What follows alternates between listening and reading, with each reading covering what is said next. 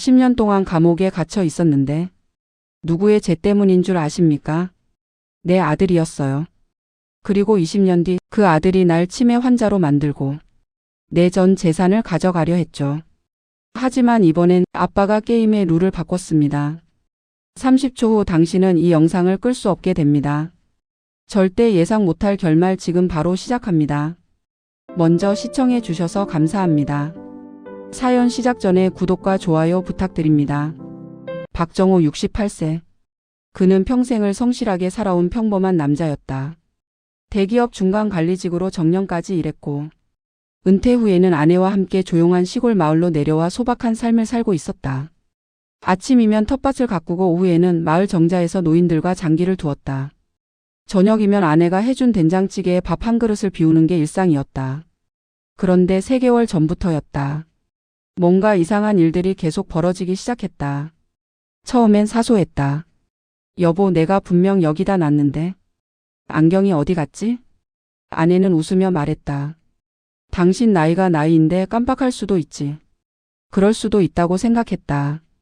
나이 들면 그런 거라고, 누구나 겪는 일이라고. 하지만 다음 날 또 이상한 일이 벌어졌다. 정호는 매일 아침 일기를 쓴다.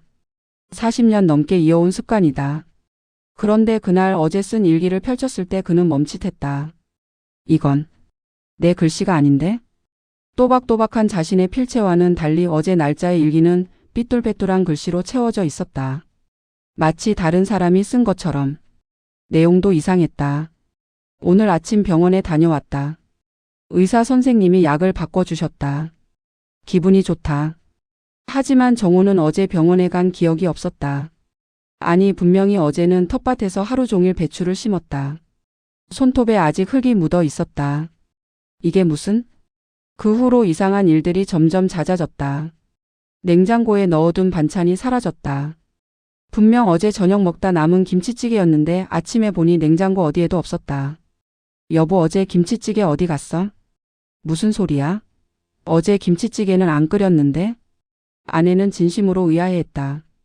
그리고 일주일 후 더 큰 사건이 벌어졌다. 정호의 은행 통장에서 200만 원이 인출되어 있었다.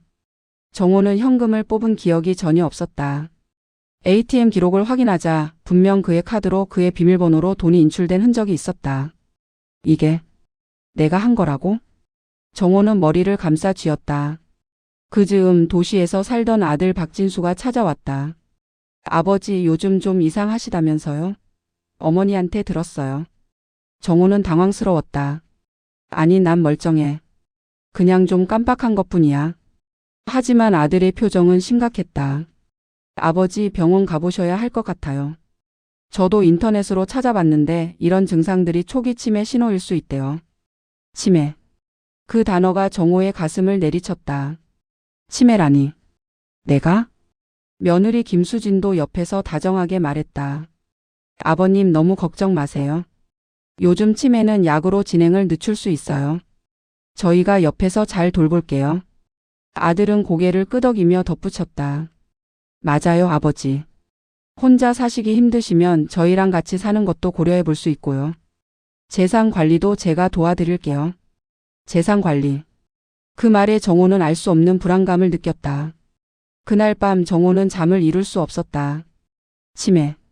정말 자신이 치매인 걸까? 하지만 뭔가 이상했다. 물건이 사라지는 것, 일기가 바뀐 것, 돈이 인출된 것. 이 모든 게 정말 자신의 건망증 때문일까? 정호는 천천히 기억을 더듬었다. 그리고 한 가지를 깨달았다. 이상한 일들이 벌어지기 시작한 시점. 그건 아들이 새로운 영양제를 가져다 준 바로 그 이후였다. 아버지, 건강하셔야죠. 이거 좋은 거래요. 매일 드세요. 정호는 매일 아침 그 영양제를 먹었다. 그리고 그 이후로 기억이 흐릿해지기 시작했다. 설마. 정호는 침대에서 벌떡 일어나 서랍을 뒤졌다. 영양제 통을 꺼내 라벨을 확인했다. 하지만 약 이름은 영어로 길게 적혀 있어 알아보기 힘들었다. 그는 스마트폰을 꺼내 약 이름을 검색하려 했지만 검색 기록이 모두 삭제되어 있었다. 누가? 내 폰을? 등골이 서늘해졌다. 정호는 깨달았다. 이건 치매가 아니다. 누군가 의도적으로 자신의 기억을, 자신의 삶을 조작하고 있다. 그는 창밖을 바라봤다. 달빛 아래 고요한 시골집. 하지만 그 평화로움 뒤에 무언가 섬뜩한 음모가 숨어 있다는 걸 느꼈다. 대체 왜? 누가 나한테 이러는 거지? 정호는 주먹을 불끈 쥐었다. 좋아. 내가 치매라고? 그럼 한번 연기해주지. 그는 결심했다. 자신을 이용하려는 자들이 누구인지 무엇을 노리는지 알아낼 때까지 절대 눈치채이지 않을 것이다. 복수는 그 다음이다. 기억을 빼앗긴 노인의 조용한 반격이 시작된다. 다음 날 아침. 정호는 일부러 영양제를 먹은 척하고 화장실에 버렸다. 며느리 수진이 잘 드셨어요? 라고 물을 때도 환하게 웃으며 대답했다. 그럼 덕분에 오늘은 머리가 맑네. 수진은 만족스러운 미소를 지으며 부엌으로 돌아갔다. 정호는 그녀가 사라지자마자 다락방으로 올라갔다. 먼지 쌓인 상자들 사이를 뒤지며 뭔가를 찾기 시작했다. 분명히 여기 어딘가에. 30분을 헤맨 끝에 정호는 낡은 가죽 가방 안에서 오래된 수첩 하나를 발견했다. 표지는 바래고 모서리는 헤어졌지만 그것을 보는 순간 심장이 두근거렸다. 이거 내 거 맞아. 수첩을 펼치자 빼곡하게 적힌 메모들이 보였다. 대부분은 20년도 더 된 오래된 기록들이었다. 그런데 마지막 페이지에 유독 진하게 적힌 이름 하나가 눈에 들어왔다. 유미나 -10-XXXX-XXX. 그 이름 밑에는 작은 글씨로 이렇게 적혀 있었다. 절대 잊으면 안 된다. 꼭 기억해야 한다. 유미나. 정호는 그 이름을 입으로 중얼거려 봤다. 유미나. 하지만 아무리 생각해도 기억이 나지 않았다. 친척도 아니고 아내의 친구도 아닌 것 같았다. 회사 동료? 아니, 여자 동료 중에 그런 이름은 없었다. 대체 누구지? 하지만 이상하게도 그 이름을 볼 때마다 가슴이 먹먹해졌다. 마치 잊어버린 기억 저편에서 무언가가 외치는 것 같았다. 정호는 수첩을 주머니에 넣고 조용히 다락방을 빠져나왔다. 그날 밤. 아내와 며느리가 모두 잠든 후 정호는 마당 끝 창고로 향했다. 휴대폰을 꺼내 수첩에 적힌 번호를 천천히 눌렀다. 똑똑똑. 연결음이 길게 울렸다. 받지 않으면 어쩌지? 아니면 이미 쓰지 않는 번호일 수도. 그때였다. 여보세요? 낯선 여자의 목소리가 들렸다. 차분하지만 어딘가 떨리는 목소리였다. 정호는 목소리를 가다듬고 말했다. 저기요, 혹시 유미나 씨 맞으신가요? 전화기 너머로 긴 침묵이 흘렀다. 숨소리만 들렸다. 그리고 잠시 후 떨리는 목소리가 다시 들려왔다. 아버님? 정호는 움찔했다. 아버님? 아버님, 정말 아버님 맞으세요? 저를 아세요? 세상에. 전화기 너머로 여자가 울먹이는 소리가 들렸다. 아직 살아 계셨네요. 정호의 머릿속이 하얘졌다. 살아있다는 게 무슨? 당신 누구시죠? 나를 어떻게 알아요? 여자는 한참을 말없이 있다가 천천히 입을 열었다. 아버님 기억 못하시는 거예요? 뭘 기억하라는 건가요? 나는 당신이 누군지조차 모르겠어요. 정호의 목소리가 높아졌다. 여자는 깊게 한숨을 쉬었다. 역시 당신도 당하신 거군요. 뭘 당했다는 거요? 기억을요. 아버님의 기억이 지워진 거예요. 정호는 온몸에 소름이 돋았다. 어떻게 그걸? 왜냐하면 여자의 목소리가 떨렸다. 저도 똑같이 당할 뻔했거든요. 그날 아버님이 절 구해주시지 않았다면. 구해줬다고요? 내가? 네, 1995년 겨울이었어요. 1995년? 정호는 필사적으로 기억을 떠올렸다. 하지만 그 시기의 기억은 이상하리만큼 흐릿했다. 그때 저는 25이었어요. 재벌가의 비리를 폭로하려던 기자였죠. 그런데 제가 수사하던 인물이 아버님의 아들이었어요. 내 아들? 진수를? 네, 박진수. 그는 당시 재벌 2세들의 범죄를 은폐하는 일을 했었어요. 폭행, 성범죄, 뺑소니, 돈으로 다 묻었죠. 정호는 숨이 막혔다. 그런데 제가 그 증거를 확보했어요. 그들은 저를 없애려 했고. 여자의 목소리가 잠시 끊겼다. 그날 밤 저는 한강 다리 위에 있었어요. 뒤에서 누군가 다가오는 걸 느꼈죠. 아버님이 아니었다면 저는 그 강물에. 잠깐만요. 정호는 머리를 감싸 쥐었다. 그럼 내가 당신을 구했다는 건가요? 근데 왜 나는 기억이 안 나죠? 왜냐하면 여자가 천천히 말했다. 그날 이후 아버님도 사라지셨으니까요. 저는 아버님이 돌아가신 줄 알았어요. 그런데 지금 전화기 너머로 흐느끼는 소리가 들렸다. 살아계셨다니 대체 그동안 무슨 일이 있었던 거예요? 정호는 온몸이 떨렸다. 1995년 그 시기에 기억이 거의 없다 아니 정확히는 있는데 이상하게 뒤죽박죽이다. 그날 이후 모든 게 바뀌었죠. 여자의 말이 머릿속에서 맴돌았다. 미나 씨, 내 아버님. 내가 그때 뭘 했죠? 정확히 뭘 했기에? 여자는 한참을 망설이다 입을 열었다. 아버님은 제 목숨을 구하셨어요. 하지만 그 대가로 아버님은 모든 걸 잃으셨어요. 모든 걸? 기억, 명예 그리고 여자의 목소리가 가라앉았다. 자유까지. 자유라니? 아버님은 감옥에 가셨어요. 누군가를 대신해서. 그 순간 정호의 머릿속에서 번개가 쳤다. 희미하게 아주 희미하게 기억의 파편이 떠올랐다. 차가운 철창, 회색 옷, 손목에 차가운 수가. 내가 감옥에? 10년이요. 아버님은 10년을 감옥에서 보내셨어요. 그리고 출소 후에. 여자가 말을 이었다. 아무것도 기억하지 못하는 사람이 되어 돌아오셨다고 들었어요. 정호는 무릎이 풀려 창고 바닥에 주저앉았다. 10년 감옥, 잃어버린 기억. 그리고 지금 자신을 치매 환자로 만들려는 아들. 대체 왜? 아버님. 여자가 조심스럽게 물었다. 혹시 지금 위험하신 건 아니에요? 제 말 듣고 보니 누군가 또 아버님을 없애려는 것 같은데. 정호는 이를 악물었다. 미나 씨. 네?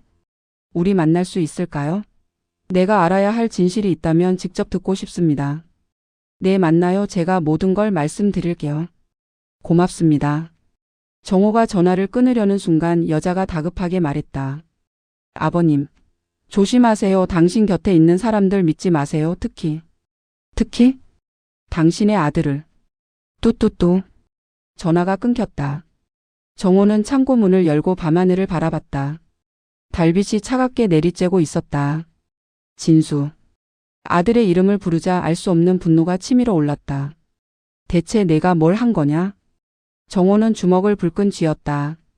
좋아, 이제부터 내가 알아낼 거다. 모든 진실을. 그는 수첩을 다시 꺼내 유미나의 번호를 바라봤다. 그 밑에 적힌 문구가 다시 눈에 들어왔다. 절대 잊으면 안 된다. 꼭 기억해야 한다. 그래, 난 기억할 거야. 내가 아무리 지우려 해도. 과거의 진실이 하나씩 드러나기 시작한다. 유미나와의 통화 이후 3일이 지났다. 정호는 약을 버리려 했지만 며느리 수진의 감시는 집요했다. 아버님, 약 드셨어요? 혀 좀 보여주세요. 혹시 숨기신 건 아니시죠? 정호는 할 수 없이 약을 삼켰다. 1시간 후 정호는 거실 소파에 앉아 있었다.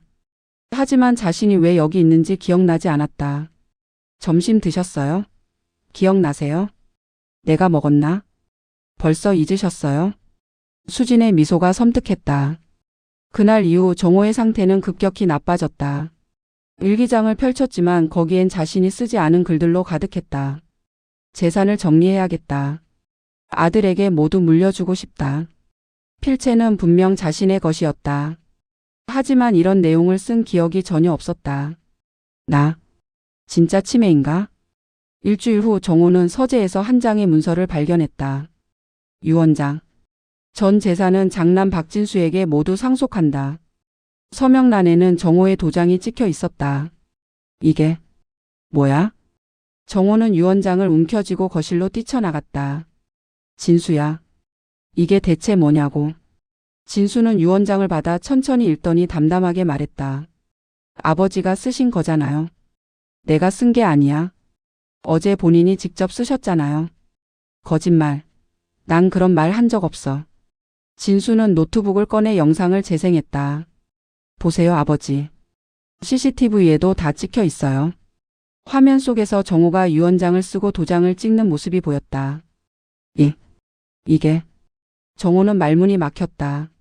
하지만 그때 뭔가 이상한 게 눈에 들어왔다.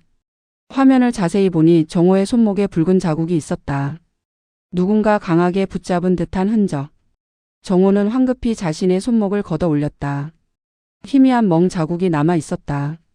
이건 누가 날 붙잡은 거야? 아버지, 그건 넘어지셨을 때. 거짓말하지 마. 이건 누군가 내 손을 억지로 잡은 흔적이야. 아버님, 또 망상이 시작하시는 거예요. 망상이 아니야. 아버지, 이제 인정하세요. 진수가 정호의 어깨에 손을 올렸다. 아버지는 치매예요. 저희가 아니면 혼자 살 수 없어요. 정호는 떨리는 목소리로 물었다. CCTV 원본 파일 좀 보여줄래? 진수가 움찔했다. 그건 용량 문제로 자동 삭제돼요. 이상하네. 작년에 내가 한 개월치는 저장된다고 했잖아. 진수의 얼굴이 굳어졌다. 하지만 아빠는 바보가 아니야, 진수야. 그날 밤 정호는 손목에 멍을 쓰다듬으며 중얼거렸다. 좋아. 이제 확실해졌어. 너희가 날 치매 환자로 만들어서 모든 걸 빼앗으려고 하는구나. 정호의 눈빛이 차갑게 가라앉았다. 하지만 너희가 실수한 게 하나 있어. 증거를 남겼다는 거야. 정호는 서랍에서 아무도 모르는 예비폰을 꺼냈다. 이제부터 내가 증거를 모을 차례야. 복수는 천천히 확실하게. 노인의 조용한 반격이 시작된다. 다음 날부터 정호는 철저하게 연기했다. 아버님, 약 시간이에요. 수진이 약을 내밀 때마다 정호는 순순히 받아들였다. 하지만 약을 입에 넣는 척하고 혀 밑에 숨겼다가 화장실에서 버렸다. 아버님, 입 좀 벌려보세요. 응. 정호는 입을 크게 벌려 보였다. 약은 이미 볼 안쪽 깊숙이 숨겨져 있었다. 잘 드셨네요. 착하시네. 수진이 만족스럽게 웃으며 나갔다. 정호는 그녀가 사라지자마자 화장실로 달려가 약을 뱉어냈다. 젠장. 하얀 알약이 변기 속으로 사라졌다. 3일이 지나자 정호의 정신이 서서히 맑아지기 시작했다. 어제 일이 기억났다. 오전에 뭘 했는지도 기억났다. 좋아, 이제 시작이야. 정호는 아들과 며느리가 외출한 틈을 타 서재로 향했다. 진수의 노트북이 책상 위에 놓여 있었다. 평소라면 잠금 비밀번호를 몰랐겠지만 정호는 며느리가 몰래 입력하는 걸 본 적이 있었다. 파리파리. 딸 생일이구나. 정호는 씁쓸하게 웃으며 노트북을 열었다. 화면에는 수많은 폴더들이 있었다. 회계, 세금, 병원 기록, 그리고 CCTV 백업. 찾았다. 정호는 떨리는 손으로 폴더를 열었다. 폴더 안에는 날짜별로 정리된 영상 파일들이 빼곡했다. 그리고 그중 하나 10월 15일 유원장원 보낸 피포라는 파일이 눈에 들어왔다. 이게 원본? 정호는 파일을 더블 클릭했다. 영상이 재생됐다. 서재 책상 그리고 의자에 앉아 있는 정호. 하지만 진수가 보여준 영상과는 달랐다. 화면 속에서 진수와 수진이 정호의 양팔을 붙잡고 있었다. 아버지, 그냥 서명만 하시면 돼요. 싫어. 나. 정호가 몸부림쳤다. 하지만 두 사람은 그의 팔을 강하게 붙잡았다. 약 효과가 아직 덜 떨어졌나 봐. 좀 더 먹여. 수진이 정호의 입에 알약을 억지로 밀어넣었다. 정호가 고개를 흔들며 저항했지만 수진은 그의 턱을 잡고 강제로 물을 부었다. 몇 분 후 정호의 눈빛이 흐려졌다. 아버지, 이제 서명하세요. 진수가 정호의 손에 펜을 쥐어주고 손목을 붙잡아 강제로 글씨를 쓰게 했다. 화면 속 정호는 혼미한 상태로 고개를 흔들며 중얼거렸다. 안 돼, 안 돼. 닥쳐요, 아버지. 진수의 목소리가 차갑게 들렸다. 영상이 끝났다. 정호는 온몸이 얼어붙었다. 정호는 손이 떨렸다. 이 새끼들이. 하지만 이게 끝이 아니었다. 폴더를 더 뒤지던 중 정호는 한 폴더를 발견했다. 절대 삭제 금지. 폴더명부터 심상치 않았다. 정호는 폴더를 열었다. 그리고 그 안에서 오래된 영상 파일 하나를 발견했다.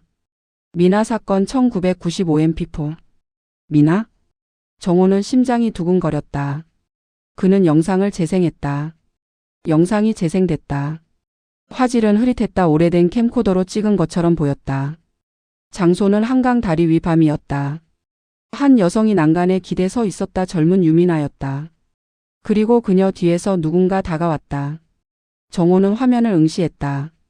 그때 화면 오른쪽에서 한 남자가 달려왔다. 젊은 시절의 정호였다. 미나 씨, 위험해요. 정호가 유민아를 밀쳐냈다.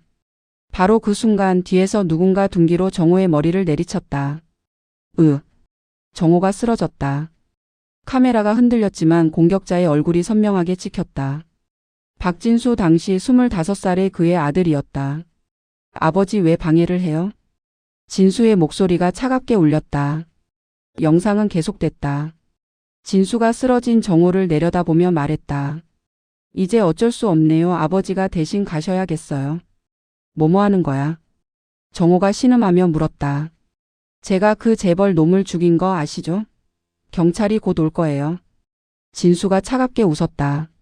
아버지가 대신 자수하세요. 저는 아직 할 일이 많거든요. 미친놈. 미친 건 아버지죠. 남의 일에 끼어들어서. 영상이 끊겼다. 정호는 의자에 주저앉았다. 그 순간 막혀있던 기억의 댐이 무너졌다. 1995년 겨울. 아들 박진수는 재벌 2세들과 어울리며 온갖 범죄를 저질렀다. 폭행, 성범죄, 마약. 그리고 그날 밤 그는 경쟁 재벌가의 아들을 폭행해 죽였다. 유민아는 그 사건을 추적하던 기자였다. 그녀는 증거를 확보했고 진수는 그녀를 제거하려 했다. 정호가 막았다. 하지만 진수는 아버지마저 제거하려 했고 결국 협박했다. 아버지가 대신 감옥에 가세요. 안 그러면 어머니를 죽일 거예요. 정호는 선택의 여지가 없었다. 그는 아들의 죄를 뒤집어쓰고 감옥에 갔다. 10년을 감옥에서 보냈다. 출소 후 정호는 모든 기억이 흐릿했다. 누군가 그에게 약물을 먹였던 것이다. 그게 진수였어. 정호는 이를 악물었다. 아들은 출소한 아버지에게 기억 상실을 유발하는 약을 먹였다. 그리고 시골로 보내 조용히 감시했다. 하지만 시간이 지나며 정호의 기억이 조금씩 돌아오기 시작하자 진수는 다시 약을 먹이기 시작했다. 이번엔 더 강한 약을. 이 개자식이. 정호는 주먹으로 책상을 내리쳤다. 10년 내 인생 10년을 빼앗고 이제 내 재산까지 빼앗으려고? 그는 모니터를 응시했다. 화면 속에서 젊은 진수가 차갑게 웃고 있었다. 좋아. 정호는 천천히 일어났다. 이제 내 차례야. 그는 노트북에서 USB를 꺼내 모든 영상을 복사하기 시작했다. 원본 CCTV 1995년 영상 그리고 약물 처방 기록까지. 너희가 증거를 남긴 게 실수였어. 정호는 USB를 주머니에 넣고 조용히 미소 지었다. 이제 게임을 시작하자 아들아. 그날 밤 정호는 유민아에게 전화했다. 미나 씨. 아버님. 괜찮으세요? 괜찮아요. 아니 이제야 모든 걸 기억했어요. 정말요? 네, 그리고 증거도 확보했습니다. 정호의 목소리가 차갑게 가라앉았다. 이제 복수할 겁니다. 제대로. 어떻게요? 일단은. 정호가 창밖을 바라봤다. 진수와 수진이 차에서 내리고 있었다. 제가 완벽한 치매 노인 연기를 계속할 겁니다. 네? 그들이 완전히 방심할 때까지. 그리고 정호의 눈빛이 날카로워졌다. 그들 스스로 무덤을 파게 만들 겁니다. 전화를 끊고 정호는 다시 침대에 누워 눈을 감았다. 얼굴엔 평온한 미소가 떠올랐다. 조금만 기다려라, 진수야. 아빠가 내게 인생의 마지막 교훈을 가르쳐 줄게. 복수는 차갑게 그리고 완벽하게. 일주일이 흘렀다. 정호는 낮에는 완벽한 치매 노인을 연기했고 밤에는 증거를 수집했다. USB에 담긴 원본 CCTV 영상들을 정리했다. 며느리가 약에 무언가를 섞는 장면. 아들이 노트북으로 영상을 편집하는 장면. 유언장을 위조하는 장면. 모든 게 낱낱이 기록되어 있었다. 정호는 또한 자신이 먹던 약의 성분을 분석했다. 약국에 가서 성분표를 확인한 결과 그것은 일반 영양제가 아니라 강력한 진정제와 기억력 감퇴를 유발하는 약물이었다. 이걸 몇 달씩 먹으면 정말 치매가 올 수도 있겠군. 정호는 약통을 사진으로 찍어 저장했다. 그리고 위조된 유언장과 자신의 손목에 남은 멍 자국도 매일 사진으로 기록했다. 증거는 충분해. 정호는 서류 가방에 모든 자료를 정리했다. 이제 마지막 단계만 남았다. 아버님, 오늘 기분이 어때요?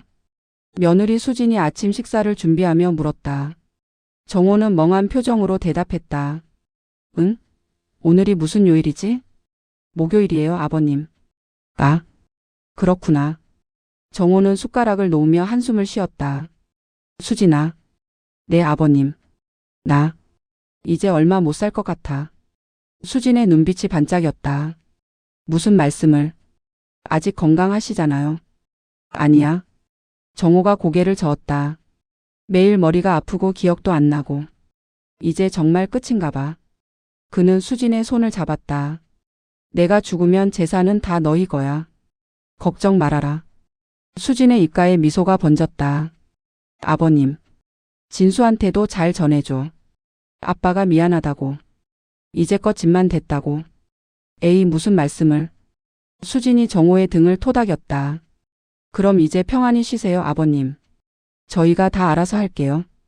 고맙구나. 정호는 힘없이 웃었다. 하지만 수진이 돌아서는 순간 그의 눈빛이 차갑게 가라앉았다. 걸렸어. 그날 밤. 정호는 진수의 노트북에 다시 침입했다. 위조된 유언장 파일을 찾아 삭제하고 새로운 유언장을 만들었다. 유언장. 본인 박정호는 정신이 온전한 상태에서 다음과 같이 유언한다. 1. 전 재산부동산 예금 주식 등 일체은 사회복지법인 희망 나눔에 기부한다. 2. 단 본인의 죽음이 자연사가 아닐 경우 다음 사항을 조사하라. 마이너스 장남 박진수와 며느리 김수진의 살인 혐의. 마이너스 본인에게 투여된 약물 및 독극물 검사. 마이너스 CCTV 원본 영상 확보 및 분석. 3. 증거 자료는 변호사 이정민 신 XXXX-XXXX에게 보관되어 있다. 2024년 11월 1일. 박정호인. 정호는 파일을 저장하고 원본을 USB에 백업했다. 그리고 변호사 이정민에게 긴급 연락을 취했다. 선생님, 급한 일이 있어서 연락드렸습니다. 정호는 또한 집 안 곳곳에 소형 카메라를 설치했다. 아들과 며느리가 모르는 사이 침실, 거실, 부엌 곳곳에 피놀 카메라가 숨겨졌다. 그리고 모든 영상은 클라우드에 실시간으로 업로드되도록 설정했다. 이제 너희가 뭘 하든 다 기록될 거야. 정호는 휴대폰 앱으로 영상을 확인했다. 거실에서 수진과 진수가 대화하는 모습이 선명하게 보였다. 아버지가 오늘 이상한 말 하시던데. 뭐라고? 자기 죽으면 재산 다 우리 거래. 진수가 씩 웃었다. 드디어 포기한 모양이네. 그럼 이제? 곧 끝낼 거야. 더 기다리면 변수가 생길 수도 있어. 정호는 화면을 보며 고개를 끄덕였다. 그래, 그렇게 나와라. 3일 후. 정호는 일부러 컨디션이 안 좋은 척했다. 머리야. 아버님, 괜찮으세요? 수진이 달려왔다. 수면제 좀. 주겠니? 잠을 못 자겠어. 네, 바로 드릴게요. 수진이 부엌으로 향했다. 정호는 침대 옆 탁자에 숨겨둔 초소형 카메라가 수진을 향하고 있는 걸 확인했다. 이제 내 차례야. 수진은 부엌에서 약병 2개를 꺼냈다. 하나는 일반 수면제, 다른 하나는 라벨이 없는 투명한 병. 그녀는 주위를 둘러보더니 투명한 병에서 흰색 가루를 조금 꺼내 수면제에 섞었다. 카메라가 모든 걸 선명하게 포착했다. 자, 아버님. 약이에요. 수진이 웃으며 약을 내밀었다. 정호는 약을 받아들며 물었다. 이거 수면제 맞지? 네, 푹 주무실 수 있을 거예요. 수진의 미소가 섬뜩했다.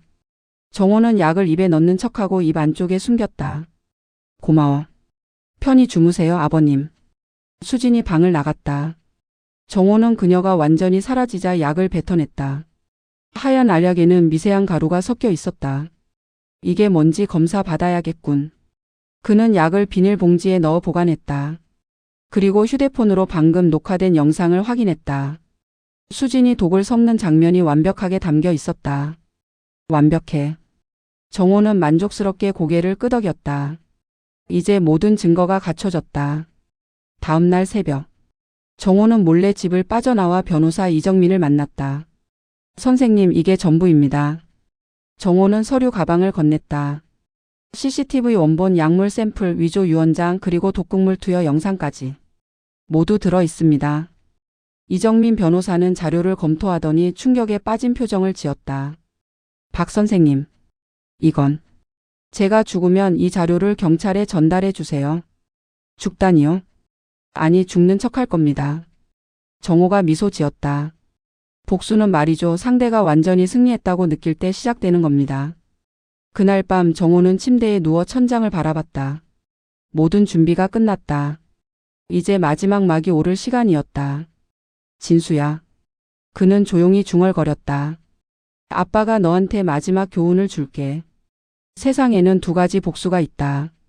하나는 즉각적인 복수. 분노에 휩싸여 상대를 때려 눕히는 것. 다른 하나는 정호의 눈빛이 차갑게 빛났다. 상대가 스스로 무덤을 파게 만드는 복수. 그는 눈을 감았다. 너희는 2번째를 배우게 될 거야. 창밖으로 달빛이 차갑게 내리쬐었다. 집 안 곳곳에 숨겨진 카메라들이 조용히 작동하고 있었다. 모든 것이 기록되고 있었다. 복수의 무대가 완성되었다. 함정은 완성됐다. 이제 그들이 스스로 걸어 들어올 차례. 다음 날 아침 7시. 재력가 부부 노부살인 시도 혐의로 긴급 체포. 어젯밤 경기도의 한 주택에서 60대 남성이 자신의 아들과 며느리로부터 독극물을 투여받은 정황이 포착되었습니다. 결정적 증거 영상이 확보되었습니다. 화면에는 수진이 약에 흰 가루를 섞는 장면이 방송되었다. 수갑을 찬 진수와 수진이 연행되고 있었다. 아버지, 저 아무것도 안 했어요. 그 시각 정호의 집. 형사 2명이 집을 방문했다. 문이 열리고 정호가 나타났다. 그는 맑은 눈빛을 하고 있었다. 선생님께서는 이미 모든 걸 알고 계셨죠? 네, 일주일 전부터요. 그럼 왜 바로 신고하지 않으셨습니까? 정호는 천천히 입을 열었다. 형사님, 복수가 뭐라고 생각하세요? 정호는 창밖을 바라봤다. 복수는 상대를 때려 눕히는 게 아니에요. 그게 뭔데요? 복수는 당하는 놈이 아니라 깨닫는 놈이 고통스러워야 하는 겁니다. 제 아들은 30년 동안 저를 이용했어요. 10년은 감옥에 20년은 기억을 조작했죠. 아들은 이제 자신이 직접 독을 타고 아버지를 죽이려 했다는 걸 부정할 수 없어요. 저는 일부러 약해 보였고 재산을 넘기겠다고 했어요. 그들이 스스로 범죄를 저지르게 만들기 위해서요. 살아남기 위한 몸부림이었습니다. 이제야 기억이 돌아왔으니 남은 인생은 제대로 살고 싶어요. 3개월 후, 정호는 평화로운 양로원에 입주했다. 옆방의 노인이 찾아와 물었다. 아들을 감옥에 보내셨는데 이제 후회는 없습니까? 정호는 고개를 저었다. 후회요? 난 단 한 번도 복수를 한 게 아닙니다. 단지 내 기억을 돌려받았을 뿐이죠.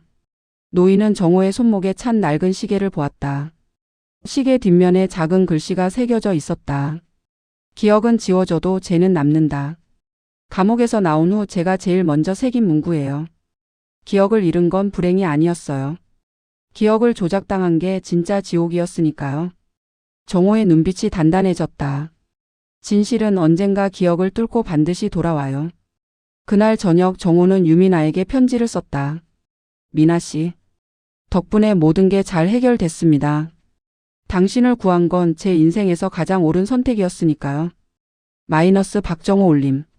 저녁 노을이 하늘을 붉게 물들이고 있었다. 카메라는 천천히 정호의 뒷모습을 비춘다. 째깍째깍. 시계는 여전히 움직이고 있다. 화면이 서서히 어두워진다. 기억은 지워져도 죄는 남는다. 기억을 조작당한 게 진짜 지옥이었다. 진실은 언젠가 기억을 뚫고 돌아온다. 1년 후 박진수와 김수진은 징역 12년을 선고받았다. 박정호는 양로원에서 평화롭게 여생을 보내고 있으며 종종 유미나를 만나 옛 이야기를 나눈다. 그의 손목에는 여전히 그 낡은 시계가 째깍거리고 있다. 당신의 기억은 안전한가요? 진실을 기억하세요. 그것만이 당신을 구원합니다.